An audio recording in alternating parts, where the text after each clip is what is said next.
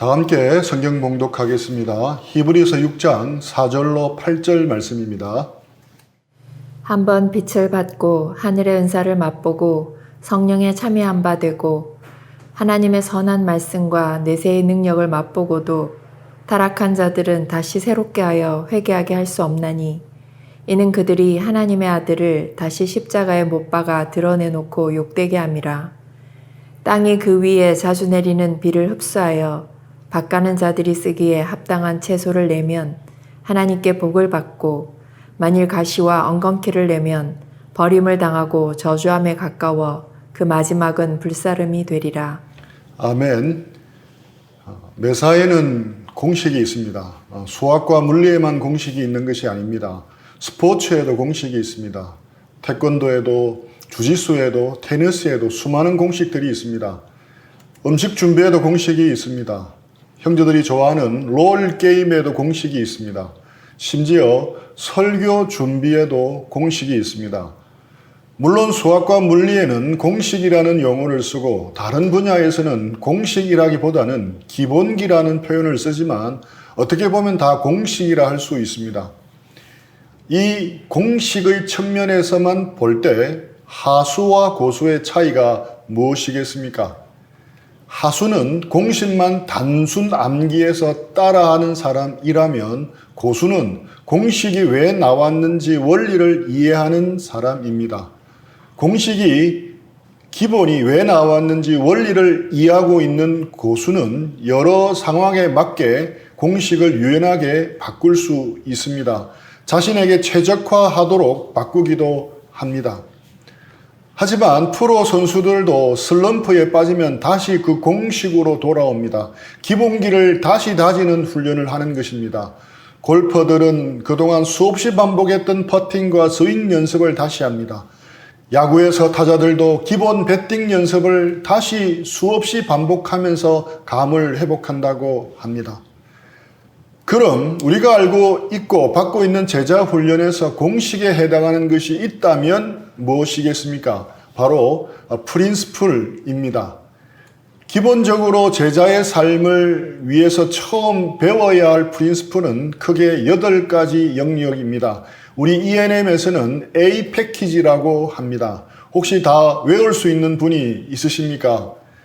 구원의 확신, 큐티, 말씀, 기도, 교제, 증거, 주재권, 세계비전입니다. 물론 그 다음 과정인 MD, DM, DML 과정에서 배워야 할 여러 프린스플들이 있습니다. 프린스플은 공식이라 할 수 있습니다. 그래서 단순해야 합니다. 프린스플이 복잡해지면 안 됩니다. 프린스플은 단순해야 합니다. 복잡하면 기억하기가 어렵습니다. 또 다른 사람에게 패스온, 재생산하고 전달하기가 어렵습니다. 또 프린스플은 반복해야 합니다. 반복하면 외워집니다. 반복하면 삶에서 생각이 나고 적용이 되어집니다. 저는 이전 제 리더와 개인 교제 때마다 프린스플을 반복해서 배웠습니다. 오늘은 이 프린스플을 하겠지 하고 예상할 정도였습니다. 지금 생각하면 어떻게 그렇게 똑같은 내용을 반복해서 가르칠 수 있었는지 놀랍기까지 합니다. 한참을 그렇게 한 후에 나중에는 리더가 저보고 배운 프린스플을 자신에게 가르쳐 보라고 했습니다. 물론 노트를 보지 않고 말입니다. 지금 돌이켜 생각해보면 좀 불공평하다고 느껴지는 것도 있습니다. 자신은 개인 교제할 때마다 바인더 노트를 보면서 제게 가르쳐 주셨는데 저보고는 보지 않고 해보라는 것이었습니다. 그래도 워낙 반복을 많이 해서 들었기 때문에 거의 안 보고 할 수 있을 정도였습니다. 이처럼 프린스플은 간단해야 하고 단순해야 하고 그리고 반복해서 외워지고 삶으로 체화되어져야 하는 것입니다. 이것은 우리 ENM에게 주신 좋은 신앙 유산이라고 생각합니다. 그런데 자칫 잘못하면 문제가 있습니다. 프린스플은 기본기와 같고 공식과 같아서 유용하지만 거기에 머물러서는 안 된다는 것입니다. 공식만 달달 외워 쓰는 수준에서 머물러서는 안 된다는 것입니다. 공식이 나온 원리를 이해해야 한다는 것입니다. 그래야 여러 상황에 맞게 공식을 유연하게 활용하고 변형하여 쓸 수 있는 것입니다. 프린스플을 신앙의 만병통치약으로 생각하면 안 됩니다. 프린스플은 프린스플입니다. 중요한 것은 맞지만 그 이상도 그 이하도 아닙니다. 수학에서 인수분해 공식, 근해 공식이 아주 기본이지만 그것만으로 모든 수학 문제를 풀 수 있다고 생각하는 것은 큰 오산이고 교만입니다. 서론이 길었지만 아주 중요한 개념이라서 좀 자세히 설명했습니다. 이런 개념들을 가지고 우리 형제자매들은 암기와 단순 반복을 넘어서 이제는 프린스플들의 원리까지 이해하면 좋겠다 생각을 합니다. 사실 어떻게 보면 제가 주일마다 하는 설교는 이 프린스플들의 확장판이라 할 수 있습니다. 전혀 새로운 영역을 다루기보다는 대부분 우리가 알고 있는 프린스플의 깊이와 넓이를 더한 것입니다. 또 지금 시대에 맞게 적용을 더 구체적으로 하는 작업이라 할 수 있습니다. 그래서 제자 훈련을 잘 받아서 프린스플이란 뼈대가 분명한 사람들은 동일한 설교를 들어도 프린스플 뼈대에 살을 붙여가면서 들을 수 있기에 전체적으로 더 풍성해지리라 생각합니다. 오늘과 다음 주 설교는 구원의 확신 바로 알기라는 제목으로 구원의 확신에 대해서 다루겠습니다. 기존의 프린스플 구원의 확신 확장편이라 할 수 있습니다. 히브리서를 묵상하면서 꼭 다루어야 하겠다는 마음이 들어서 2주 시리즈로 준비를 했습니다. 우리는 구원의 확신을 배우기도 하고 수없이 가르치기도 했습니다. 우리는 분명 한 번 받은 구원은 영원하다고 배웠습니다. 성경은 분명히 그렇게 말씀합니다. 요한복음 10장 28, 29절 말씀입니다. 내가 그들에게 영생을 주노니 영원히 멸망하지 아니할 것이요 또 그들을 내 손에서 빼앗을 자가 없느니라. 그들을 주신 내 아버지는 만물보다 크심에 아무도 아버지 손에서 빼앗을 수 없느니라. 이 구절에서 핵심 단어는 영원히 멸망하지 아니할 것이요입니다. 여기서 내가는 예수님입니다. 예수님이 우리에게 영생을 주시는데 영원히 멸망하지 아니할 것이요라고 말씀하십니다. 우리가 받은 구원이 영원하다고 말씀합니다. 어느 누구도 빼앗아 갈 수 없다고 말씀합니다. 왜냐하면 예수님의 손이 우리를 붙들고 있기 때문입니다. 예수님의 손뿐만 아닙니다. 만물보다 크신 하나님의 손이 우리를 붙잡고 있습니다. 그래서 그 어느 누구도 하나님의 손에서 우리가 받은 구원을 빼앗아 갈 수 없는 것입니다. 이것이 바로 우리가 배운 악수의 예화입니다. 핵심은 영원히 멸망하지 않는다는 것입니다. 예수님의 손과 하나님의 손이 우리를 붙들고 있기 때문에 아무도 그 손에서 빼앗을 수 없다는 것입니다. 분명 우리가 받은 구원은 영원합니다. 이 구절은 처음 믿을 때 구원에 대해 확신할 수 있도록 제게 큰 힘을 준 구절입니다. 이 말씀뿐만 아닙니다. 로마서 8장 38, 39절입니다. 내가 확신하노니 사망이나 생명이나 천사들이나 권세자들이나 현재일이나 장래일이나 능력이나 높음이나 깊음이나 다른 어떤 피조물이라도 우리를 우리 주 그리스도 예수 안에 있는 하나님의 사랑에서 끊을 수 없으리라. 로마서에서는 죽음까지도 우리가 맺어진 하나님의 사랑에서 끊을 수 없다고 말합니다. 천사들이나 그 어떤 악마라도 우리를 하나님의 사랑에서 끊을 수 없다고 말합니다. 또한 지금 우리에게 어떤 일이 일어나더라도 앞으로 어떤 일이 일어난다 하더라도 우리를 향한 하나님의 사랑을 끊을 수 있는 것은 없다고 말합니다. 높은 것이든 낮은 것이든 이 온 우주 안에 있는 그 어떤 존재라도 우리가 받은 구원, 우리 주 그리스도 예수 안에 있는 하나님의 사랑에서 끊을 수 없다고 분명하게 말합니다. 그것을 강조하기 위해 내가 확신하노니 나는 절대적으로 확신합니다라고 이 말씀을 시작하고 있습니다. 분명 예수님 믿어서 하나님의 자녀가 된 우리를 향한 하나님의 사랑은 절대 끊을 수 없는 사랑입니다. 그런데 오늘 히브리서 본문은 다르게 말합니다. 오늘 본문은 신약 성경에서 나오는 경고 중에 가장 심각한 경고라고 할 수 있을 정도로 엄중한 경고를 합니다. 오늘 본문은 믿는 자들도 구원받은 것에서 떨어질 수 있다고 말씀합니다. 배교할 수 있다는 위험을 엄중히 경고하고 있는 말씀입니다. 앞문단에서 성장하지 않고 영적으로 신앙적으로 갓난 아이로 머물러 있는 나태한 사람들을 언급합니다. 이들에게 배교할 수 있다는 위험성을 강력하게 경고하고 있습니다. 전에 제가 이 본문 말씀을 이해할 때 이들은 구원받은 사람이 아니라 구원에 대해 살짝 맛만 본 사람들이라고 여겼습니다. 구원의 문 입구까지 거의 다 왔다가 돌아선 사람이라고 여겼습니다. 그런데 오늘 본문에 관해 여러 신학자들의 주석들을 보니 그런 의미가 아니었습니다. 그들은 분명 그리스도인들이었습니다. 한 번 빛을 받고 한 번 빛을 받는다는 것은 신약 성경에서 어두움에서 빛으로 옮기는 개종 사건을 말할 때 쓰는 은유입니다. 빛을 받은 자는 참된 기독교인으로 보아야 합니다. 4절 하늘의 은사를 맛보고, 성경에서 맛보다는 말은 체험하다 또는 깨닫는다는 뜻입니다.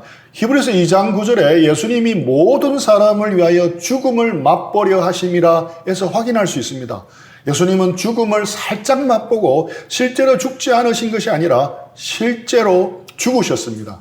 그래서 맛보다는 의미는 피상적인 경험보다는 실질적인 경험을 뜻합니다. 단지 하늘의 은사를 살짝 맛만 보고 먹어보지 못한 자들이 아니라 맛보아 그 본질을 체험한 자들입니다. 성령에 참여한 바 되고, 참여한 자라는 표현도 충분히 참여한 것을 뜻합니다. 하나님의 선한 말씀과 내세의 능력을 맛보고도, 여기서도 비유적인 표현으로 실질적인 경험을 뜻합니다. 참된 기독교인만이 하나님의 말씀을 누릴 수 있습니다. 즉 빛을 받고 맛보고 참여한 자 되고 맛보고, 네 개의 분사형인데 이들 모두가 묘사하는 모습은 이들이 실제 구원받은 그리스도인이라는 것입니다. 단순히 그리스도인이 될 뻔한 사람들이 아니고 실제로 구원받은 그리스도인임을 나타내는 것입니다. 이들이 어떻게 되었습니까? 타락한 자들은 타락했습니다. 다시 말하면 배교했습니다. 그래서 오늘 본문에서 저자는 실제 그리스도인 사람도 배교할 수 있다는 가능성을 말하고 있는 것입니다. 물론 히브리서를 받았던 수신자들은 어떠했습니까? 6장 9절 말씀입니다. 사랑하는 자들아, 우리가 이같이 말하나 너희에게는 이보다 더 좋은 것, 곧 구원에 속한 것이 있음을 확신하노라. 오늘 본문은 1절과 3절 그리고 9절 사이에 위치하는데 인칭이 바뀝니다. 히브리서는 사실 설교문이라 할 수 있는데 1절과 3절, 9절에서 주어의 인칭은 우리입니다. 그런데 오늘 본문에 해당하는 4절에서 8절에서의 주어는 그들입니다. 즉 히브리서 독자들은 포함되어 있지 않다는 말입니다. 히브리서 독자들은 타락하여 배교한 상태에 빠져 있지 않다고 말합니다. 앞으로도 빠지지 않을 것이라고 확신 있게 말합니다. 그럼에도 불구하고 히브리서는 이러한 배교의 가능성을 언급하고 있습니다. 그리고 수신자들이 그런 배교의 위험에 직면해 있음을 말하고 있는 것입니다. 그 다음 구절에 농사 비유를 이어서 말합니다. 가시와 엉겅퀴를 내는 땅은 무엇을 상징하는 것입니까? 바로 영적인 유익을 누렸지만 배교한 자들을 묘사하고 있는 것입니다. 히브리서는 배교의 위험을 이처럼 비유를 통해서 다시금 강조하는 것입니다. 여기서 우리는 헷갈릴 수 있습니다. 공식만 단순하게 외우고 있으면 충분히 헷갈릴 수 있습니다. 오늘 본문은 분명 그리스도인들도 배교할 수 있다는 가능성을 보여주는 말씀입니다. 그런데 이 말씀은 우리가 그동안 알고 있었던 구원의 확신, 구원의 영원성과 충돌이 되는 말씀입니다. 우리는 이렇게 충돌이 되는 말씀들 어떻게 받아들여야 하겠습니까?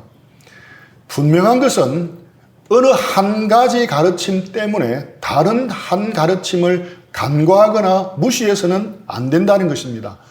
성경에서 이처럼 충돌되는 듯한 두 가지 가르침이 공존하는 것은 그리스도인의 구원의 두 가지 가르침 모두가 필요하기 때문입니다. 그렇다면 우리는 이러한 충돌을 어떻게 설명해야 합니까? 난제 중에 난제입니다. 우리가 생각해 볼 수 있는 설명은 가르침의 대상에 따른 말씀으로 이해할 수 있습니다. 아마도 자신들의 구원의 불안을 느끼는 성도들에게 용기를 주기 위해서 구원의 영원성에 관한 말씀을 주셨습니다. 실제로 요한복음 10장 28, 29절 영원한 구원에 대한 말씀은 앞으로 환난을 당하게 될 제자들에게 주신 말씀이며 로마서 8장 38, 39절 말씀은 실제로 수많은 박해와 고난의 한가운데 있었던 성도들에게 주신 말씀입니다. 그에 반해 오늘 본문은 영적 성장을 거부하고 영적 갓난아이로 나태한 상태에 머물러 있고 다시 유대교로 돌아가려는 영적 위험에 직면해 있으면서도 그 위험을 자각하지 못하는 성도들에게 주어진 말씀입니다. 그럴 경우는 거의 없겠지만 자칫 잘못하면 배교로 빠져들 수 있기 때문입니다. 절벽에서 떨어지면 반드시 죽는다고 경고하는 것은 실제로 아직 절벽에 떨어지지 않은 사람들을 향해 절벽에 떨어지지 않게 하는 최선의 대비책입니다. 배교의 위험성을 알지 못하는 자들에 대해서 그러한 위험에 직면해 있음을 따끔하게 경고해 주어야 합니다. 그 위험으로부터 벗어나도록 돕기 위해서입니다. 신학자 드실바가 말한 제안은 균형을 잡는 데 도움을 줍니다. 우리는 히브리서 6장 4절로 8절이 그 원래 청중들에게 가졌던 의미보다 덜한 의미를 갖도록 해서는 안 된다. 하지만 안타깝게도 구원의 영원한 안정성에 대한 확신의 관점으로부터 도출된 많은 논의가 이와 같은 실책을 저지르고 말았다. 이 말이 무슨 뜻입니까? 구원의 영원성에 대한 말씀에 확신이 있기에 이 본문을 더 강조하는 겁니다. 실제로 그랬다는 것입니다. 하지만 우리는 히브리서 6장 4절로 8절이 원래 말했던 것보다 많이 말하도록 해서도 안 된다. 이들 둘 사이의 긴장 관계가 그 어느 한쪽으로 치우쳐 깨지게 되면 하나님의 선물과 우리의 반응 사이에서 꼽히는 은혜의 아름다움은 위협을 받게 된다. 이 말은 또 무슨 뜻입니까? 원래 말씀하고 있는 것보다 더 말하면 안 된다는 겁니다. 그러니까 이분이 말한 핵심은 구원의 영원성과 배교의 위험성 둘 다를 말해야 한다는 겁니다. 한쪽으로 치우치면 안 된다는 것입니다. 우리 모두도 그런 긴장 관계 가운데 균형을 잡을 필요가 있는 것입니다. 구원의 확신에 관한 다른 측면들은 다음 주에 다루기로 하고 오늘은 마지막으로 한 가지만 짚고 넘어가기를 원합니다. 교회에서 가르치는 구원의 확신이라는 가르침이 신학적으로 치우쳤다고 우려를 나타내는 분들이 있습니다. 그런 류의 책도 심심치 않게 볼 수 있습니다. 여기에 대해 선교단체에서는 잠잠한 것 같아서 제가 선교단체를 대표하지는 않지만 그래도 하고 싶은 말이 있어서 나눕니다. 구원의 영원성과 배교의 위험성 둘 다를 치우침 없이 가져가야 하듯이 이러한 우려에 대해서도 올바른 균형을 잡을 필요가 있을 것 같아 좀 나누기를 원합니다. 개신교 역사상 지금의 한국 교회만큼 타락한 교회는 없었다라는 말이 나올 정도로 한국 교회는 어려운 상황입니다. 그리고 많은 분들이 그 뿌리를 신학의 실패에서 찾습니다. 한국 교회의 윤리적 실패는 신학의 실패라는 것입니다. 그중 많은 분들이 공통적으로 지적하는 바는 잘못된 구원관이라는 것입니다. 잘못된 구원의 확신이라는 것입니다. 우리는 구원의 확신을 가르칩니다. 초신자들에게 그들이 구원의 믿음을 확신하도록 돕기 위해서 성경 구절을 뽑아서 구원의 확신을 가르칩니다. 복잡한 가르침보다는 초기에는 간단하고 선명한 가르침이 훨씬 효과적입니다. 하지만 여기에 부작용들이 생겼습니다. 이것들이 지나치게 구원의 공식화, 단순화가 되면서 생긴 문제였습니다. 선교단체에서는 가르침을 받는 대상의 필요와 상황에 따라 강조 포인트를 다르게 할 수 있었습니다. 맨투맨으로 1:1 양육을 했기에 충분히 가능했습니다. 하지만 한 개인이 다수를 상대로 가르쳐야 하는 지역교회에서 개인의 필요에 따라 강조 포인트를 다르게 하기는 어려움이 있었습니다. 그러면서 잃어버린 것이 있습니다. 바로 행함의 중요성이었습니다. 믿음으로 구원받았기에 무슨 일을 해도 천국이 보장되었다는 면을 지나치게 강조했기 때문에 행함을 잃어버렸습니다. 김세윤 박사가 한국교회 개혁의 길을 묻다에서 이 문제를 지적하고 있습니다. 그들은 한 번 구원은 영원한 구원이다라는 구호를 외치면서 그러므로 신자는 어떻게 사는가에 대해서는 괴념치 말고 오직 구원의 확신을 가지고 살면 된다. 사실 이러한 가르침은 성서적인 가르침이 아니라 구원파 이단의 가르침입니다. 한 번 구원은 영원한 구원이라는 교리는 칼뱅주의의 예정론의 요약입니다. 하지만 정작 칼뱅은 예정론을 이렇게 가르치지 않았습니다. 예정은 오직 하나님의 영원하신 섭리 속에 감추어져 있다고 말합니다. 그래서 성화의 열매를 통해서 자신이 택한 받은 자로 예정되었는지에 대해서 스스로 확정해야 한다고 가르칩니다. 즉, 한 번 받은 구원은 영원한 구원임은 틀림없습니다. 하지만 내가 하나님의 택한 받은 자인지 자신의 고백과 믿음을 삶으로 나타내어야 한다는 것입니다. 즉, 입술의 고백만 있는 믿음은 구원에 이르는 진짜 믿음이 아니라는 것입니다. 우리의 삶을 바꾸지 못하는 믿음은 구원에 이르는 믿음이 아닌 것입니다. 구원에 이르는 진짜 믿음은 우리의 삶에서 드러나야 하는 것입니다. 이것은 바울 사도도 야고보 사도도 모두 강조한 동일한 내용입니다. 이것을 잃어버리고 오직 믿음, 오직 은혜만 강조하다 보니 복음이 엉뚱하게 값싼 은혜로 전락해 버린 것입니다.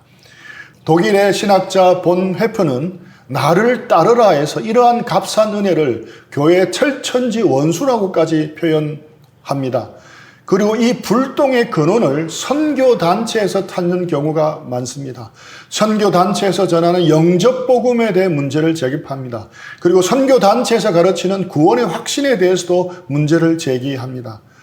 이전에는 몰랐지만 신학을 공부하면서 지금 전체 맥락 속에 충분히 납득할 수 있는 문제 제기라 생각합니다. 하지만 선교단체에서 30년간 사역을 한 저로서 할 말이 있다는 것입니다.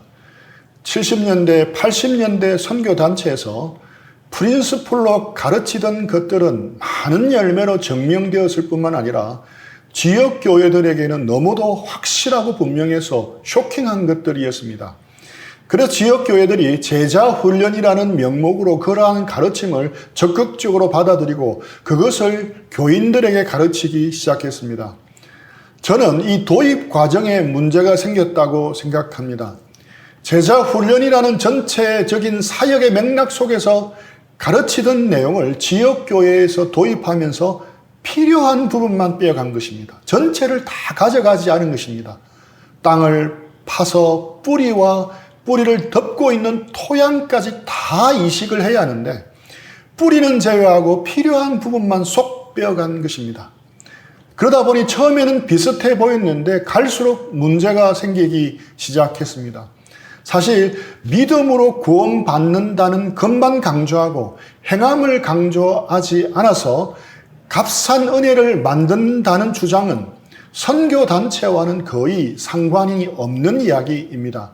선교단체에서 배우고 자라고 사역하는 제가 볼 때 선교단체에서는 결코 값싼 은혜를 양산할 수 있는 구조가 아닙니다. 물론 구원의 확신을 가르칠 때, 복음을 전할 때 예수님 영접하고 믿으면 구원받는다고 강조해서 가르칩니다. 하지만 그것이 전부가 아닙니다.